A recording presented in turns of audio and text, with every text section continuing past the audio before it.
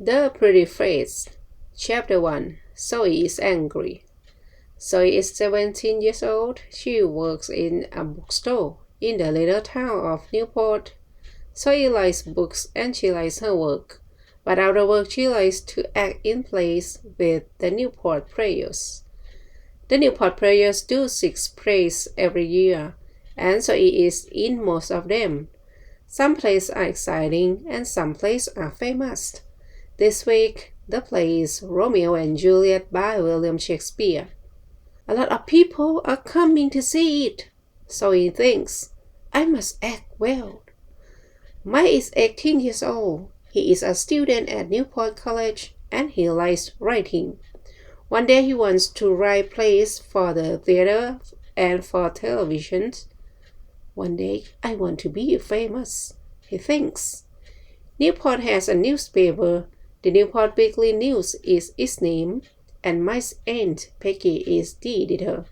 One morning, she phones Mike. Do you want to write a review of Romeo and Juliet for the newspapers, Mike? She asks him. The Newport Players are doing the play tonight at the little theater. Yes, please, Aunt Peggy. Mike says, thanks for asking me. That evening, he goes to Newport's little theater to see the play. Mike goes into the theater and sits at the front. He gets out his notebook and pen, ready to write notes for his review. There are a lot of people in the audience. 5 minutes later, the play begins. Zoe acts the part of Juliet's mother. She knows all her words and speaks them well. Mike is watching her. She's very pretty and she's doing her best, he thinks. But it's not easy to act the part of an older woman. She's only 16 or 17 years old, and we all know it. He begins to write in his notebook. 2 hours later, the play ends, and the audience leaves the theater. Mike goes home and writes his review for the newspaper. He doesn't feel very happy. It was a good play, but what can I say about the girl acting the part of Juliet's mother? He thinks. I want to be kind, but I must be honest too. At the bookstore on Friday, Zoe reads Mike's review of the play in the Newport Weekly News. Zoe is angry. She looks at the name under the review, Mike Morrison. Who is this Mike Morrison? She thinks. What does he know about acting? Chapter 2. Zoe has an idea. On Tuesday evening the next week, Zoe and her friend Annie are drinking coffee in the Newport Cafe. Annie is a student at Newport College, and sometimes in the evenings, she and Zoe meet at the cafe. Suddenly, Zoe sees a boy sitting at a table across the room. Who's that boy? She asks Annie. Annie laughs. Do you like him? He has a nice face, she says. His name's Mike. I haven't seen him at the college. Mike? Zoe says. Mike who? Mike Morrison, Annie says. That's Mike Morrison? Zoe says she's furious. Yes, why? Annie asks. He writes reviews for the Newport Weekly News, Zoe says. That's right, Annie says. His aunt is the editor. Oh! She stops suddenly and looks at Zoe. The review of Romeo and Juliet. Right, Zoe says. Do you remember it? Zoe Bagger acts the part of Juliet's mother. She has a pretty face and she speaks her words well. But she is a young girl in an older, furious, very woman's costume, and we all know it. Nice face or no nice face, I hate him. Annie laughs. Okay, go and tell him. She says, go and say, I hate you, Mike Morrison. You write stupid reviews for the newspaper. Go on. But Zoe isn't laughing. Yes, all right, she says furiously, and she begins to get up from her chair. Then she stops suddenly. What's wrong? Annie asks. Are you afraid? No, Zoe says.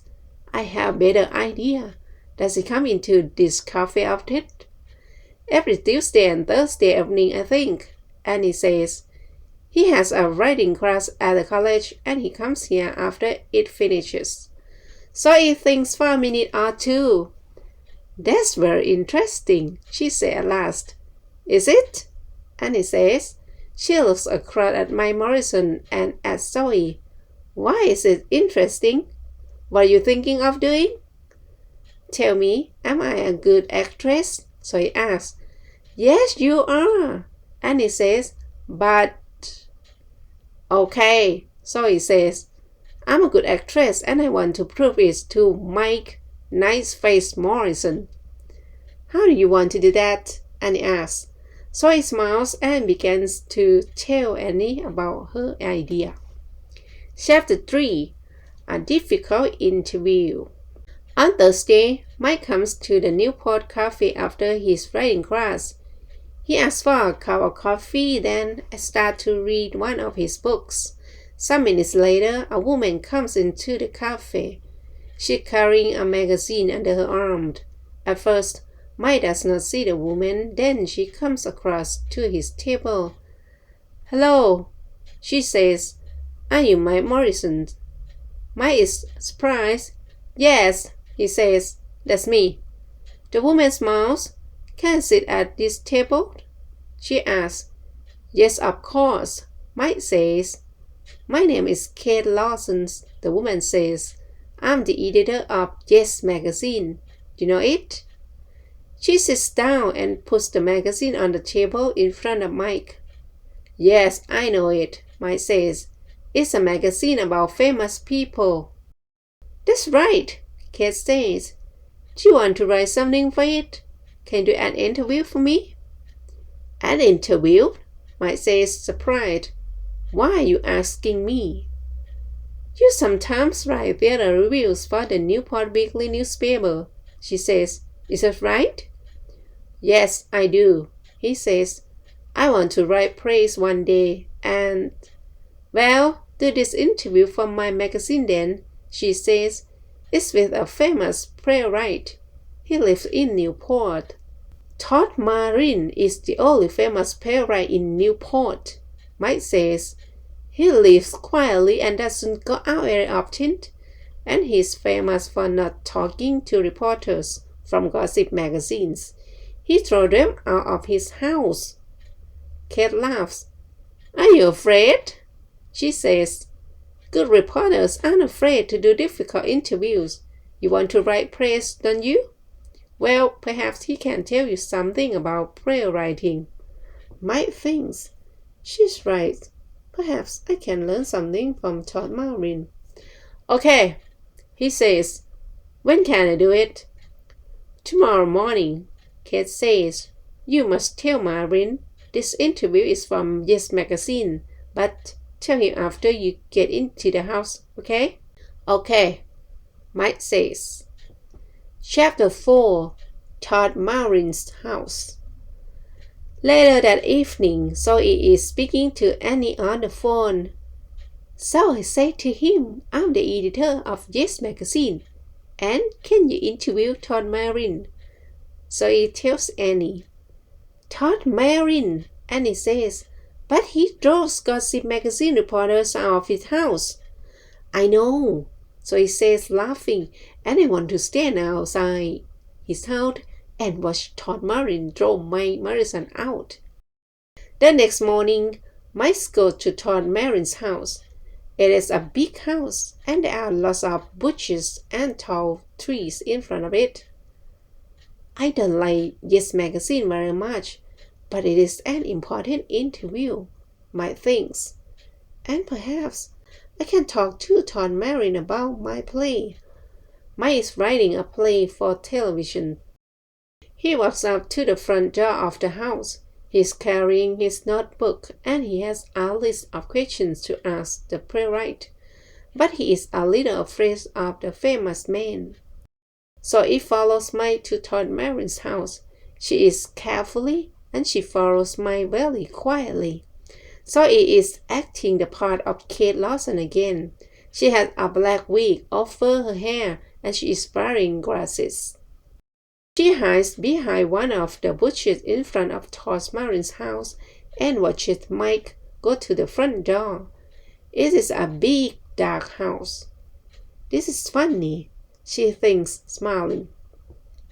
When Todd Marin opens the door of his house, Mike begins to talk quickly.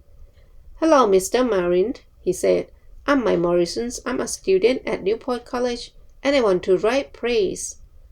"Do you?" Todd Marin says. "And I write a review in the Newport Weekly News," Mike tells him. "What do you want from me?" Todd Marin asks. "Can I ask you some questions?" Mike says. "Why?" Marin asks. "It is for the Newport Weekly News." "That's a difficult question. What do I do now?" Mike thinks. Do I tell him a lie? Or do I tell him the truth? Then after a second or two, he say, "It is for Yes Magazine. Listen, I know it's a stupid magazine, but..." Chapter 5. Zoe waits. Zoe is watching Mike and Todd Marin from behind a bush. She can see them, but she cannot hear them speaking. She sees Todd Marin open the door, and she sees Mike follow him into the house. Zoe smiles. Right, he's in the house, she thinks. Now let's wait for Todd Marin to throw him out. Todd Marin takes Mike to his study. There are hundreds of books in the room and a big desk. Todd goes and sits behind the desk. "Thank you for telling me the truth," he says to Mike. "I can see you're an honest young man. You can ask your questions, but not for Yes Magazine. You're right. It is a stupid magazine. I hate gossip magazine. Why do people write for them?" "Because they pay a lot of money, I believe," Mike says. Todd Marin laughs. "Yes, you're right again," he says. "But you can write about me for the Newport Weekly News. Is that okay?" "Yes, that's okay," Mike says, and he smiles at Todd Marin happily. "I like to help young writers with ideas when I can," Todd says kindly. "Sit down." Mike sits down, puts his notebook on Todd's desk, and opens it. I read your reviews in the newspaper sometimes," Todd says. "They're very good." "Well, I think they're okay," Mike says. "But I want to write for the theater, for TV, and for movies. I'm writing a play now." "Are you? Tell me about it," Todd says. "Can I?" Mike asks. "Well, it's about a boy and a girl." "A boy and a girl?" "That's right. Todd Marin sits back in his chair to listen, and Mike tells him the plot of his play. Mike is very nervous, but Todd Marin does not speak. He smiles at Mike, and he listens to him very carefully. When at last Mike stops speaking, Todd says, "Thank you, that's very interesting. It's a good story, and it's funny too. But there are one or two things you can do to make it better to begin with." Zoe stays behind the bush and waits. An hour goes by and nothing happens. She's getting impatient. What are they doing in there? She thinks. Todd Marin never gives interviews to Gossip Magazine. So what are they talking about? She remembers Mike Morrison's review of Romeo and Juliet in the newspaper. She remembers his words about her acting, and she wants to see his face when Todd Marin throws him out of the house. How long must I wait? She thinks impatiently. Chapter 6. Telling the Truth. After an hour and a half, Mike Morrison leaves Todd Marin's study and comes out of the house.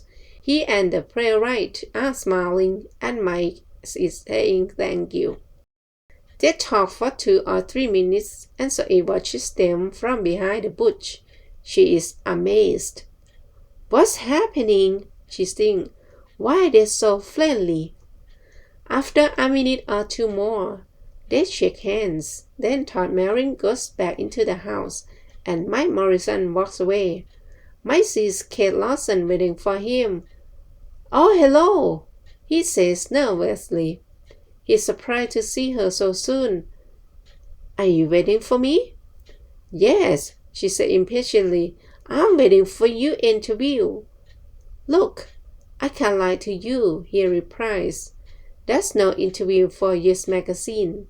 Mr. Marin always refuses to talk to reporters from Gossip magazine." "But what?" Kate begins. "What can two people talk about for an hour and a half?" Mike says, laughing. "About writing, about characters, and about plot. Nothing for Yes magazine, I'm afraid.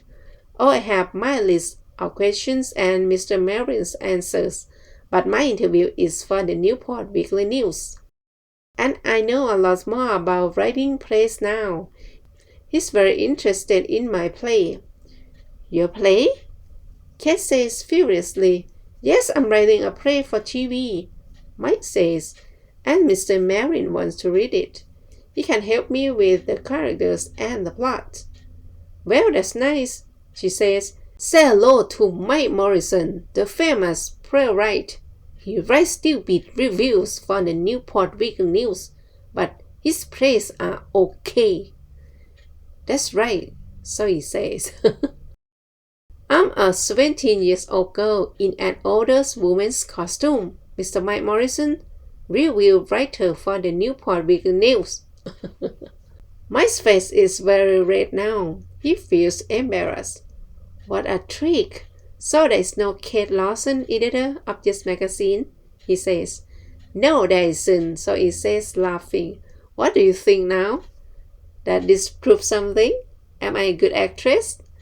"Yes, you are a good actress," Mike said, laughing with her.